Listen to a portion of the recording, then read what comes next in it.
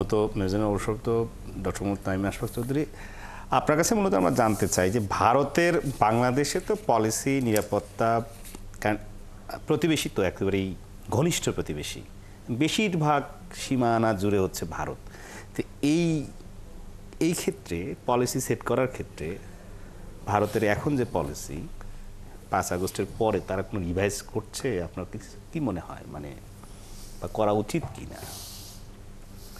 5 আগস্টের আগে এবং পরের বাস্তবতা যেটা, এটা আমরা আগে বুঝে নিই আমাদের দেশে কী ছিল এবং এখন কোথায় আছে।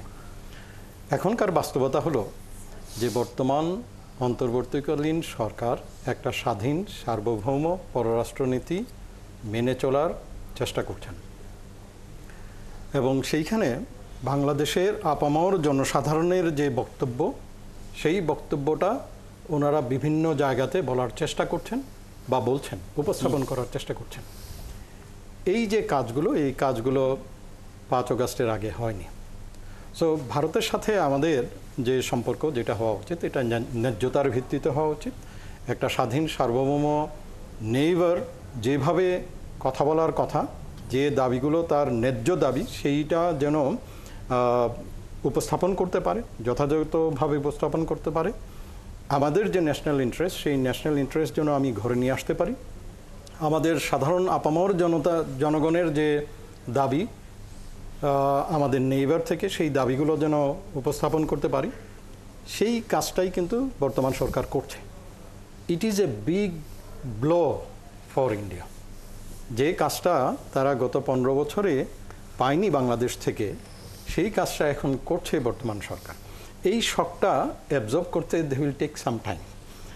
এই যেমন যদি মনে করেন আমাদের মাননীয় প্রধান উপদেষ্টার সাথে বিমস্টেকে যে দেখা হলো, কথা হলো দ্বিপাক্ষিক, এর আগে তো 3 বার বাংলাদেশ বলেছিল, জাতিসংঘেও দেখা করার, সাইডলাইনে দেখা করার চেষ্টা করেছিল, হয়নি, করেনি।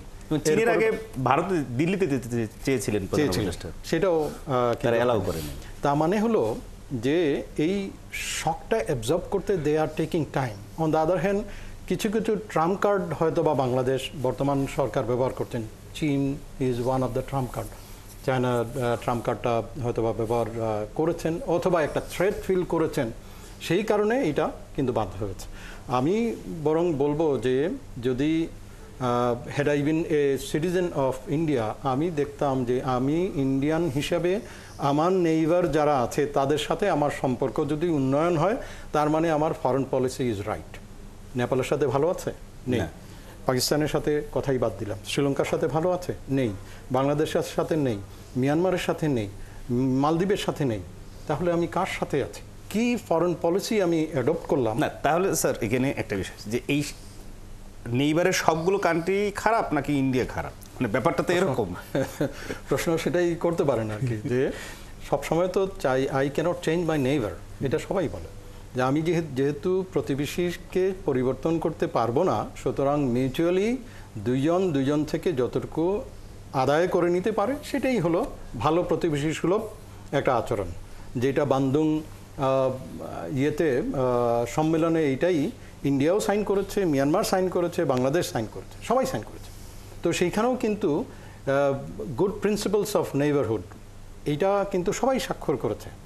যেটা আপনার ইউএনের জাতিসংঘের 1945-এ, যেটাকে সবাই মিলে সমস্ত জাতিসংঘের সকল রাষ্ট্র তাই বলেছে যে কিভাবে প্রতিবেশীর সাথে ভালো সম্পর্ক বা সুসম্পর্ক অর্জন করা যায়।